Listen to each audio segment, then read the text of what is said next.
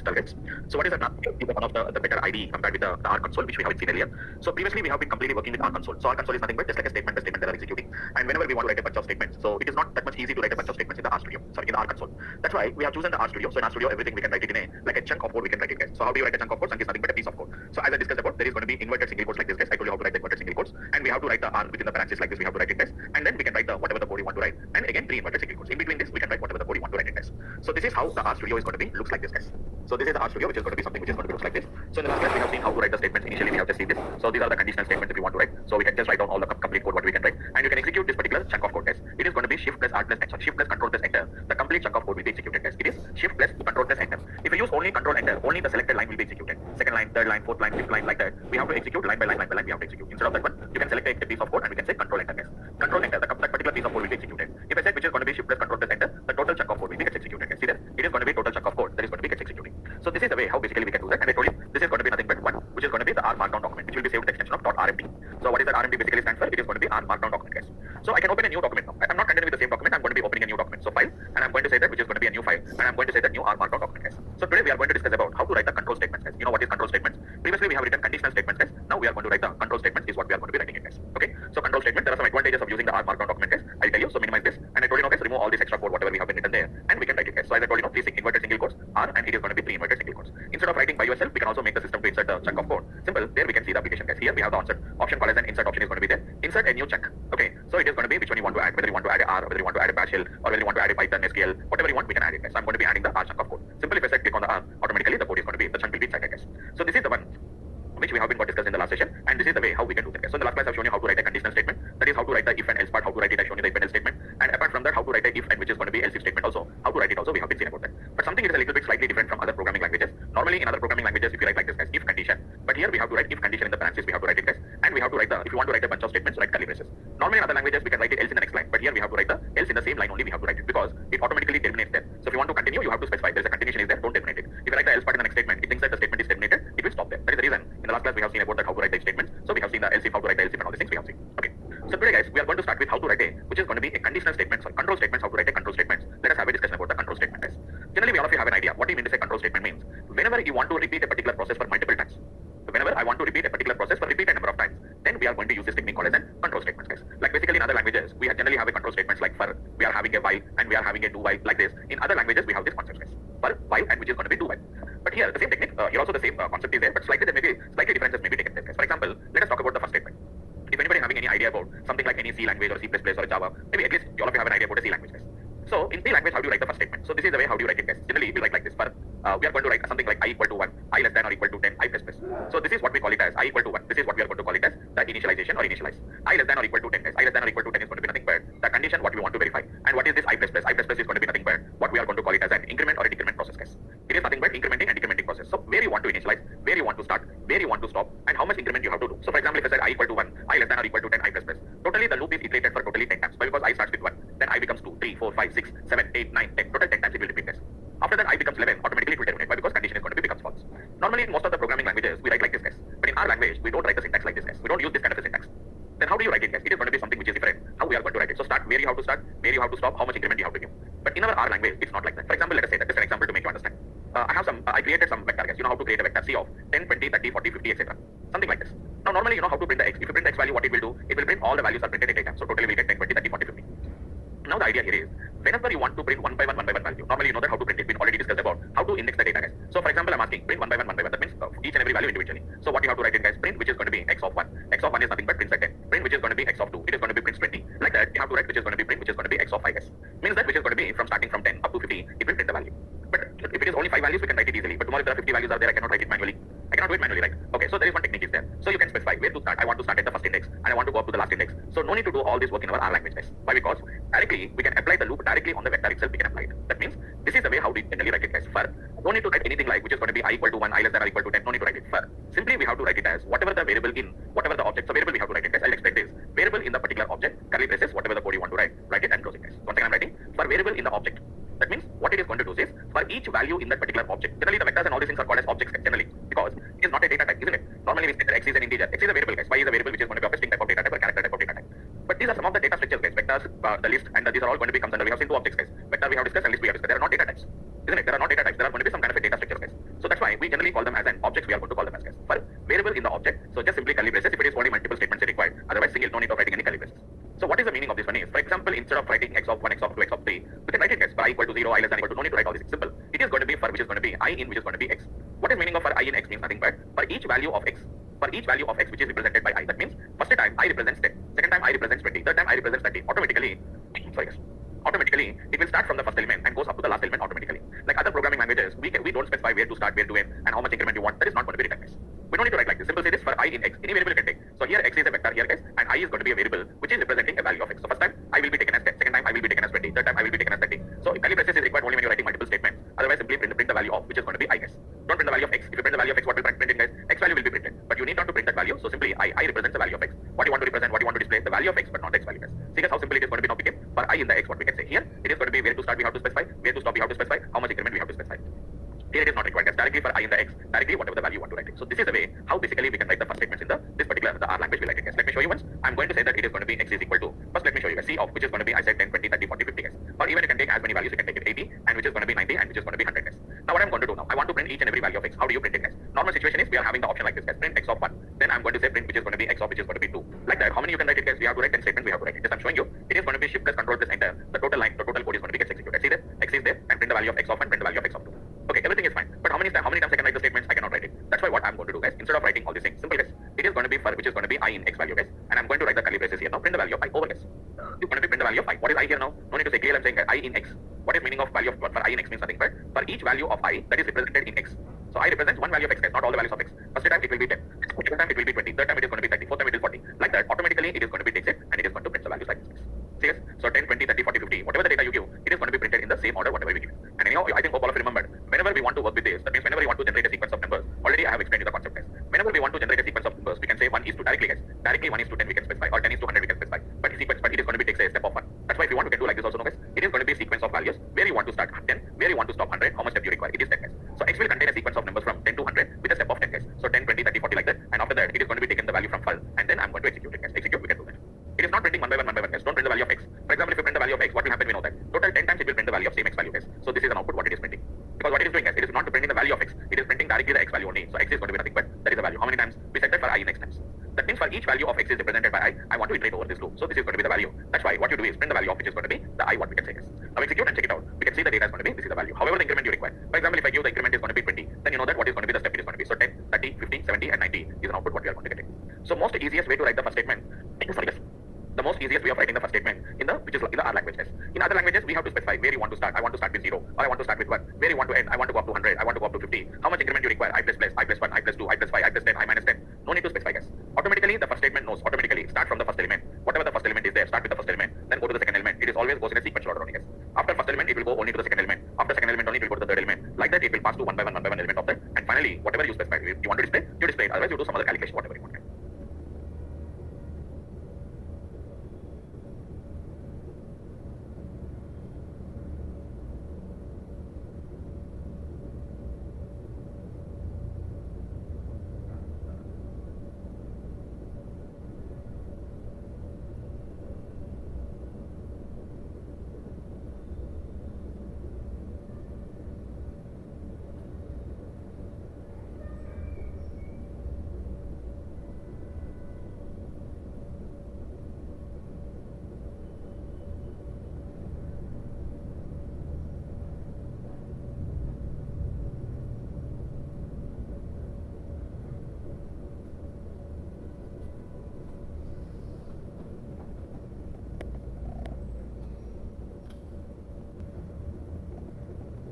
After first element, it will go only to the second element. After second element only, it will go to the third element. Like that, it will pass to one by one element of that. And finally, whatever you specify, if you want to display, you display it. Otherwise, you do some other calculation, whatever you want, guys.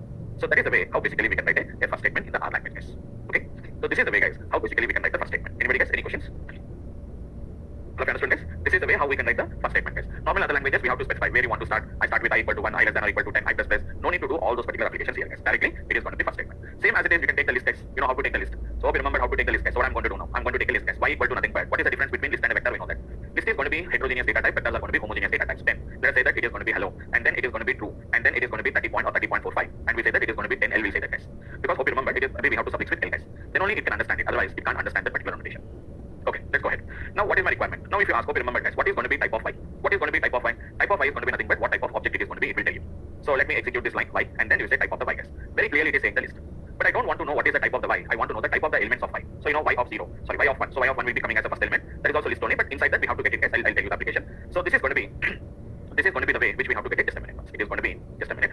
It is going to be on the day we done it, right? Just a second. Actually, it has been checked. Yeah. This is going to be the one what we have to say, guys. Why? Because whenever we are going to be working, it will show you guys double square brackets. Basically, for list we have to use a double square brackets, or even we can also give some names and we can use the dollar symbol also what we can use. So y of 1, it is an integer. Y of 2, which is going to be nothing but character. Y of 3, which is going to be nothing but it is going to be a what is this logical. And y of 4, which is going to be nothing but it is called as a decimal or a what we can call it as what we are going to call it as a double data type. But instead of using one by one like this, directly I can do it in a single statement. What we can do, guys, this time for which is going to be I, anything guys, for I in y or a in y, anything is a fine case. For I in y, and what I'm going to do now, guys, simple. It is going to be print. What is going to be type of? I can say it is going to be y of, which is going to be the a value, guys. It is going to be the a, sorry, no need to write y of a. Directly we can say a. A is going to be nothing but a value of y, guys. So see, previously it is going to be x of y or y of I. No need to do all these things. Okay, so it is going to be type of a. Once if you see this statement, let me run this particular 3 lines of code. So automatically it is going to tell you. Just a second. Okay, one more parenthesis is required now, guys. So one parenthesis is missing, right? That's the reason it is not executing. Execute.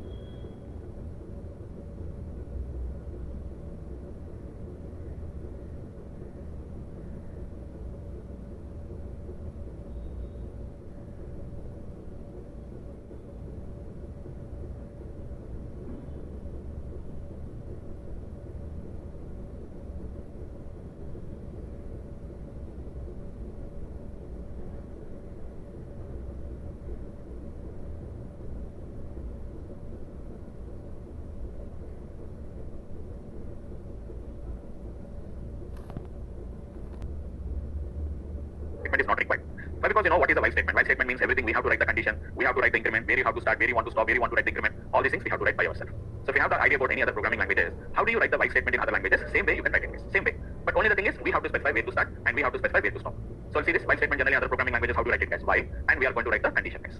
It is while condition as usually the same technique. So hope you have a little bit idea about that. While condition. What is the difference between if condition and while condition, guys? If condition will verify only for one time, independent of whether the condition is true or false. But while condition is not like that. What it will do first, guys? First it will verify the condition. If this condition is true, it will enter the loop and perform this operation. Again go back. Again go back. So again verify the condition. Again condition is true or false. Again after performing, again go back like that. After doing this operation, it will go back and it will verify the condition. Once the condition is true, it will enter the loop and performs operation. And once the condition is false, it will come outside the loop. If statement is not like that. If statement verifies the condition only for one time, independent of whether the condition is true or false. But here it is not like that. If it is true, it will perform the operation, again comes back. Again ask you to verify the condition. Again the condition is true, again perform the operation, again come back. But once the condition is false, it will terminate the loop and goes outside the loop, guys. This is what generally we call it as loops and all these things, what we are going to call it as in other languages. So in our language also, guys, same technique it is going to be, small difference, same technique as while, and we have to write the condition including the parentheses we have to write. And as usually if you are writing multiple statements, we have to write a curly brackets like this, guys. So we have to specify where you want to start, where you want to end, whatever the condition you want to write, all these things we have to write it. Let us do the same example, guys. For example, the same, whatever the example we have written here now. In first statement, how easily we have written, guys, for I in x, and it is going to be print the value of y. So here what we have to write, guys. Same example if I want to write by using the while statement, what we have to write, guys. Where to start, I equal to 1. Same example, but you have to specify I equal to 1. While I less than or equivalent to, what we have to write, guys. I don't know what is the length because I don't know where you want to stop. So what is the length of the x, guys? So what I'm going to do, I less than or equal to length of the x. I'll start from 1, 2, 3, up to when you have to stop. Whenever I reaches the length is 10 characters or 5, whatever maybe. Let's say that length is going to be 10. So go up to 10 characters, and then what I'm going to do, guys, print the value of, what we have to say, we cannot print the value of I, guys. I will be printed as 1, 2, 3, 4 like this. I want to print the value of x of I. But I have to increment the value of I, guys. That's why what we have to do is curly braces. Why? Because you're writing multiple statements. If you're writing single statement, it's not required. What we have to write, guys, you know that, right? I equal to, which is going to be I plus 1. Why? Because I need to be incremented. See, guys? So what it will do, guys, I start with 1, I equal to 1. So I start with 1. So what is the length of the x? Length of the x is equal to nothing but 10, guys. So you know what is going to happen now. First it verifies the condition. 1 less than or equal to 10 because I is 1 and the length is going to be 10. Yes, it is true. So enter the loop. So print the value of x of I. What is x there? It is sequence of numbers. From there print the first number. So 10 will be printed, guys. It will be 10 will be printed. Next after that what will become, guys? I becomes 2. Why I becomes 2, guys? We have written I equal to I plus 1. Increment the value of I. I equal to I plus 1. I becomes 2. Whenever I becomes 2, immediately it won't stop there, guys. Again go back. Again it will go back, guys. 2 less than or equal to 10. Again condition is true. Enter the loop. 2 will be printed. 3. 2 less than or equal to 10. True.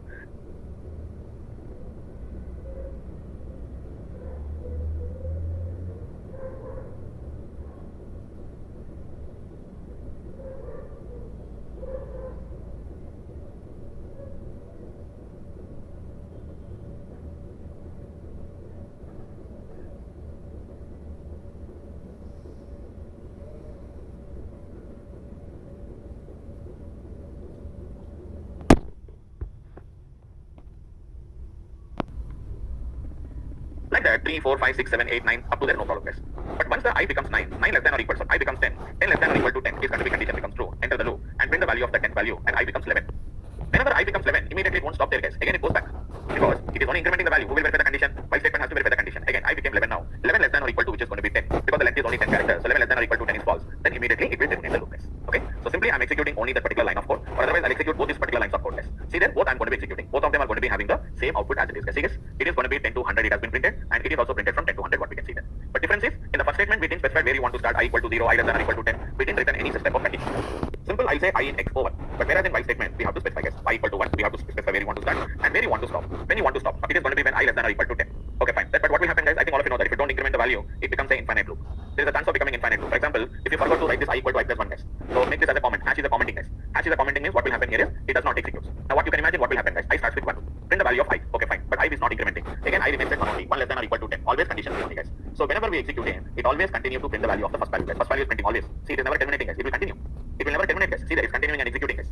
See that carefully if you verify, if you scroll it down also, you can see the same 10 is going to be printed guys. So sometimes whenever if there is any such type of an infinite loop has been there out of your control guys, sometimes it may happen guys. See, it's not stopping. It's not stopping guys. It's a never terminating process because it is an infinite loop. But because what we have done, I started with 1. We are verifying I less than or equal to 10 and I less than or equal to whatever the length is there. But your I remains at 1 only. 1 less than or equal to 10, true. Again 1 less than or equal to 10, true. Third time 1 less than or equal to 10, true. Like that it is continuing the process. Okay. So anyhow, sometimes there is a chance that your execution will go out of your control. So it is not terminating. So unless and until it won't terminate, I can't execute the next statement. So it is in progress guys. See that it's going to be that particular, the green color line is not disappearing. It is still in the process guys. I can't execute any other statement.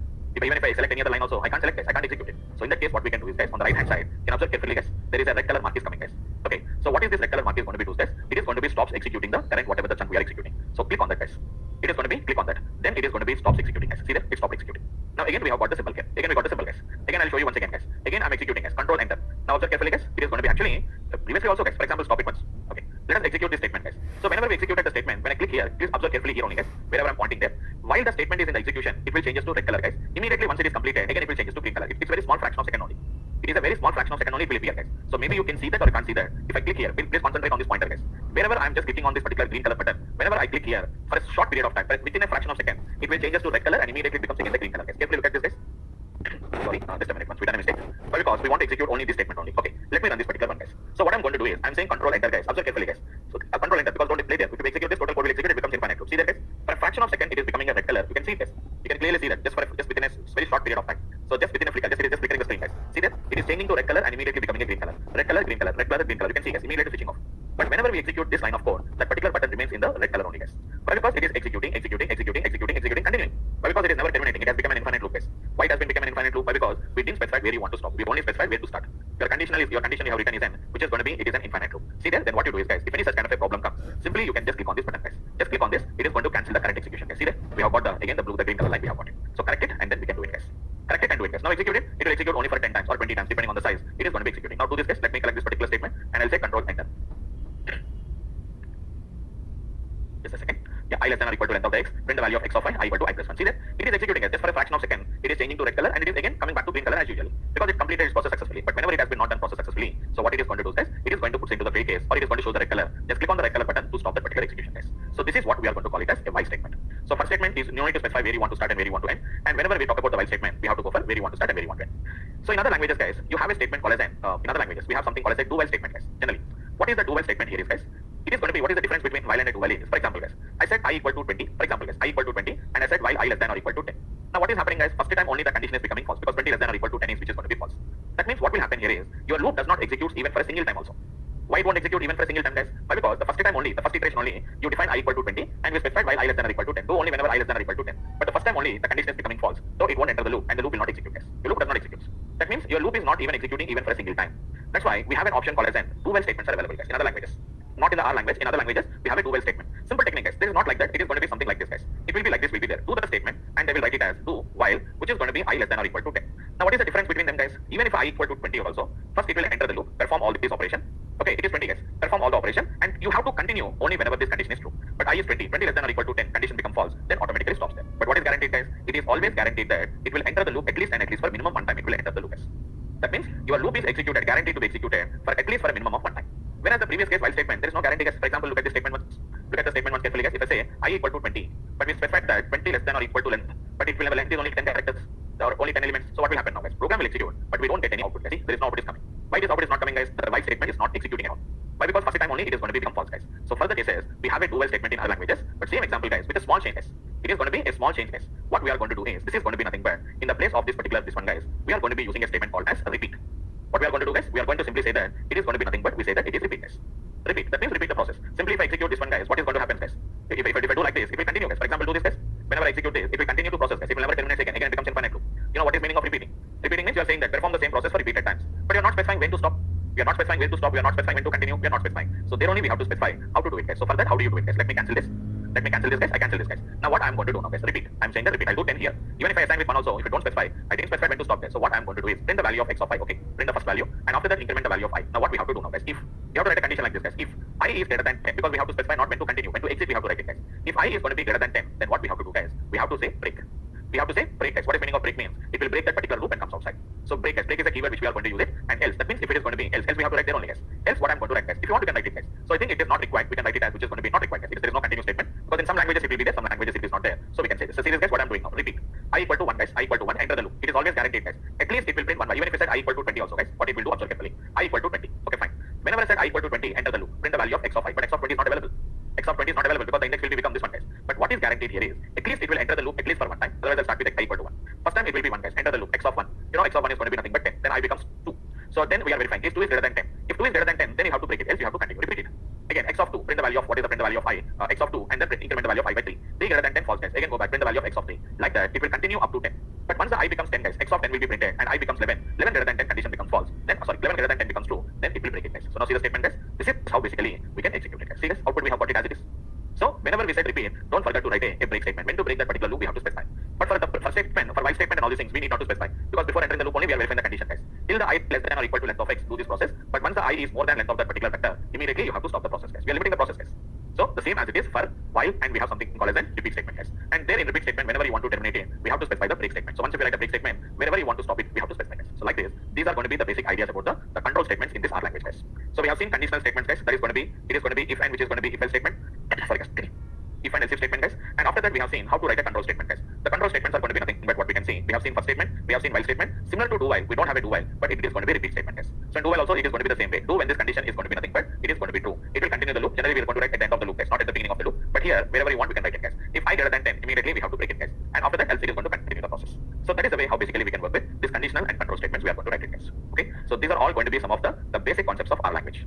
So once again discuss, guys, what are the basic things we have been discussed. First, initially we have started with operators, guys. What are the operators we have been seen? Arithmetic operators, addition, multiplication, subtraction, division. Apart from that, I also shown you about what is an integer division. And after that, we have seen what is going to be exponential, which is going to be double star or a cap symbol is going to be to the exponential. That is going to be the arithmetic operators. After that, I shown you about relation operators, equal to, less than, greater than, less than, equal to, greater than, equal to, not equal to, relation operators. And after that, we have seen the logical operators, and or and not operators we have been seen. And after that, we have seen the concatenation operator, guys, isn't it? Plus symbol, guys. It is going to be something called as n, which is going to be concatenation operator. How to concatenate two strings we have been seen. And apart from that, how to assignment operator, guys. It is going to be an arrow mark symbol or single equal to operator. We can do that kind of things. And after that, we started with some of the basic structures in our language, like what is vector, what is a list, slicing and indexing concept we have been seeing. What is indexing? Getting only one element from the list or only one element from the whatever the vector is what we call it as n. Is what we are going to call it as indexing. If you want to slice it, guys, slicing means I told you from where to where. From starting from first position, I want to get up to fifth position, or starting from fifth position, getting up to the ninth position. That is what we call it as slicing. We can do that. And apart from that, how to generate a sequence of numbers simply by using start, column, end. You can specify that. But only problem is we cannot define the step. Otherwise, we can use a function called as n, step function, sorry, sequence function. Today we have been used. So what is the sequence function says that, guys? Sequence function says that where to start, where to end, and what is the step you want to give. You have to specify that particular step. We have to specify that, guys. So that is one thing we have been got specified that. That is the one thing. And apart from that, in the last class we have already seen about the conditional statements, how to write a if statements. We have been seen about that. And after writing the if statement, this is the one which we have been seen, guys. That is going to be nothing but today we have written how to write a which is a simple first statement, guys. And this is going to be while statement, and then it is going to be nothing but it is something like a do vector statement, but it is not a do while, but it is going to be something what we can call it as a repeat statement, what we are going to call it as, guys.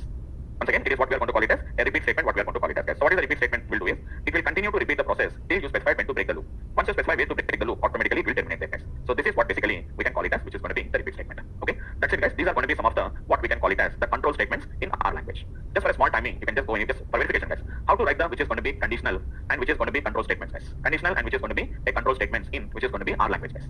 In our programming, I'm going to talk about that. So look at this control statements in the R language, guys. So as I already told you, if condition I told you, guys. If else we have already told you. For loop, it is going to be nested loop. That means for inside, for etc. While loop, repeat and break statement, guys.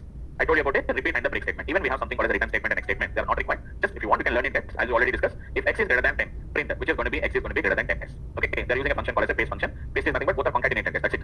You got the point. It is X is going to be, which is going to be greater than, which is going to be 10. It's a paste is nothing but a function which is used to concatenate. If I told you how to write it, guys. And after that, we have to write the else and we have to write the condition. This is the way, guys. See, else we have to write it in the same line, guys. By giving the syntax, we have written else in the next line, but practically we cannot write like this, guys. See there, else needs to be written in the same line of curly braces. Okay. After that, it is going to be first statement. I told you, for value in vector. How do you write that particular value in vector? I already told you, guys. Letters of 4 is to 10. What is letters? It is going to generate some alphabets, guys. So from alphabets, it is going to be. We have not yet discussed about the matrix. I'll discuss about the matrix later. And this is a while statement, guys. See that x equal to 1, while x less than or equal to 5, print the value of x and x equal to x plus 1. And it is going to be repeated loop, guys. So it is repeat loop and break statement. I told you, no, repeat statements. If expression when you want to break it, guys. That's it, guys. Apart from that, even there is something called as an return statement. This will discuss in functions concept. Basically, this is a function, guys. So we can't discuss about the written statements now. So this is going to be something called as an next statement. It is going to be. It's not that much important for us because it's not that much complex. We are going to be going here, so we can just leave it, guys. Okay. Any written statements I'll tell you, but this next statement is not required. Next statement is used to skip the current iteration without executing the further statements and continue the next iteration cycle without terminating the loop. Something like that. There are going to be writing in, guys. So leave it, does not matter. So anyhow, I'll tell you the written statement later, but we can see the concepts, guys. So these are some of the basic concepts of how we are going to be writing the basic syntaxes of our language. We have to write it, guys. Okay. Now, so once it is completed, guys, now we have completed some basic core concepts, guys. A little bit basic core concepts we have been covered. So the next concept which we have to discuss is how to create a matrix and how to create a data frame. So what is this matrix and what is this data frame, guys? Matrix is very similar to vector. Data frame is very similar to list. You know what is a vector, guys? Vector is nothing but a collection of homogeneous elements, whereas a vector is going to be, list is going to be a collection of heterogeneous elements. But what is the difference, guys? Vector is a one-dimensional, matrix is a two-dimensional. Both of them are same, homogeneous only. Both of them are homogeneous, guys, but matrix is a two-dimensional. You know in mathematics, right? In mathematics, you know what is meaning of a matrix, guys? 2 by 3 matrix, 4 by 4 matrix. So matrix are nothing but homogeneous, but they are going to be two-dimensional objects. Same as it is. What is vector then? Vector is a single dimension. Only one dimension it will contain. And coming to the list also, guys, list is a one-dimensional only, isn't it? Only just a column wise we are displaying the data. But what is a data frame? Data frame is a very similar to list only. But only thing is, a data frame is a collection of, which is going to be some kind of an, it's a two-dimensional, guys. Rows and columns both will be there. But the data can be homogeneous because we know that in real data sets, one column can be one type of data type, another column can be another type of data type. So we can have numbers, we can have dates, we can have strings, we can have a different data types. What we can have it. So anyhow, so tomorrow we are going to start with how to create a matrix and how to create a data frame. I'll show it in the tomorrow's class, guys. And once you create it, and after that we'll see how to do the analytics based on that particular data. So data frames are more important, guys. Matrix is not that much important for us, but mostly we have to work with the data frame. Data frame is nothing but a tabular structure. So whenever we read the data from any particular file, how to read the data from a file, how to put it into data frame, how to select the required columns, how to select the required rows, how to do the basic statistical analysis, all these things we are going to discuss about. Okay, that may take another 2 more weeks, guys. And after that we'll have some kind of a data visualization. All these things we'll do, guys. Another 3 weeks I'm going to take it, guys. Another 3 more weeks I can say that. 3 or 4 weeks I'm going to take it. Okay, so that's it for the today's class, guys. This week we'll just end up for today, and we'll continue in the tomorrow's class. So tomorrow I'll start with matrices, matrix, how to create a matrix, and how to create the data frames. We'll start it in the tomorrow's class, guys. Okay, so that's it for the today's class. We'll meet up in the tomorrow's class, guys. Anybody, guys? Any questions? No, Srinath, I told you, right? Increment can be even in the descending order also. It need not be in ascending order. So you know that, right? It is going to be 100 to 10. Already we discussed it, right? 100 to 10. But with a step of minus 10, we have to say that. Now, if you do the minus 10, then it is going to be comes in the reverse order. We are going to get it. So if you want to get from ascending order, it is going to be like this. If it is in descending order, we can do that. Same technique here also we can do it, guys. It's not a matter at all. So for example, I said I equal to 10. I said I less than or equal to, which is going to be what? It's going to be what we are going to do that. I equal to, which is going to be I want to see. You know how to print the values of 10 to 1. So what I'm going to do now? While otherwise I like one more time. Here I like it. So it is going to be. I think you are saying that I equal to 10. It is going to be what we have to write is while, which is going to be I greater than or equal to 1. And what I'm going to do now? Simple. I'm going to print the value of I. And what I'm going to say is I equal to, which is going to be I minus 1. So normally other programming will like it, right? Same as it is here also we can write it. So starting from 10 to 1. But instead of writing like this, what generally we prefer here is simply what I'm going to do is say it's easy. Instead of writing I equal to 10, this one, instead of simply what I'm going to do is I in. Directly we can say 10 is to 1. I in, which is going to be 10 is to 1. Directly 10 is to 1 is nothing but a sequence of numbers. And directly print the value of I. Easy. It's going to be easy, guys. Just check it out. So instead of writing this much code here, everything I'm going to write in a single line. I'm going to write it here now. Simple. I'm going to write simply saying that for I in 10 is to 1, and I said print the value of I. Instead of writing I equal to 10, while I greater than or equal to 1, print the value of I. No need to do that. Directly I in 10 is to 1. If you want from 1 is to 10, I'll say 1 is to 10. We'll write it. That's it. It will start from 1 and it will go up to 10 here now. That is the way how we can write application. So same techniques. How did you written in the whatever we have written in that particular the programming languages? Same way here also we can write it. Fine, Srinath? Hello, sir. Yeah. Hello, sir. In my PC, the RStudio does not work properly. Means not installed. Sir, what can I do, sir? Why? R console work properly, but when I install the RStudio, then it not work properly, sir. When I open the RStudio, then it does not open. Why? That means what? Are you getting any error or are you getting any? It's not opening at all. Sir, when I just open the RStudio, then I see only logo, sir. Okay. It's not opening at all. Yes, sir. Okay, fine. So are you from Hyderabad? No, sir. I am from Maharashtra. Then I can't do anything. That means if you can come to the institute, I can do that. Otherwise, you'll do one thing. Just share your you can share your screenshots once. Like just take a photo, snap, and just share it to me. I'll share my number here. So just WhatsApp my number once. Please share that. Yeah, I'll be sharing to everyone. Anybody, guys, if you have any questions, if you have any doubts, so just a minute. I think I've given wrong. Just ignore this, guys. 80080777717. So it contains only 9 digits plus one. Second is the number, guys. It's 9 10 digits. 80080777717. It's my number. Just to send a screen snapshot to my WhatsApp number. I'll just check it out. What is the problem? Sir, can I use the cloud, sir, instead of RStudio, sir? You can use it, but it will be having a limited resources. It will be there. I think it was not a free also. Cloud is not a free maybe. I also didn't use it. I'll verify that. I'll just verify and let you know about that once. Yes, sir. I share your request, sir. Yeah, I'll check it out. Yeah, that's sure. So we have in the cloud is there, but I think RStudio cloud, it's maybe costly. That means you have to pay some money for that. I think so. I was not sure about that. So we are having a cloud is there. So just let me check it out. So we have to create an account and just a minute once.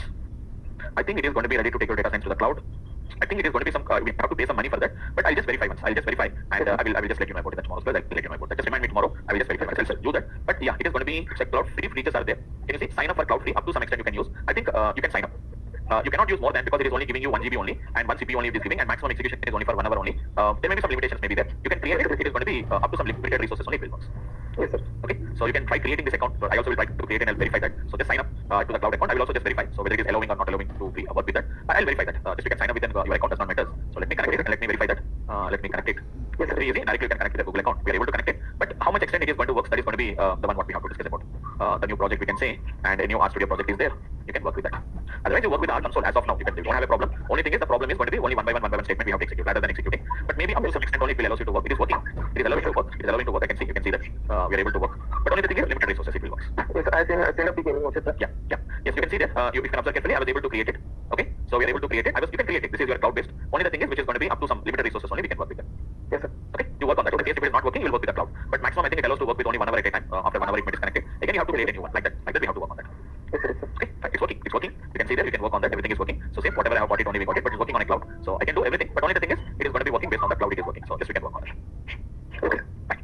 Right guys. That's it for the today's class guys. So just for today's topic here, we'll continue in the tomorrow's class guys. Thanks a lot you guys.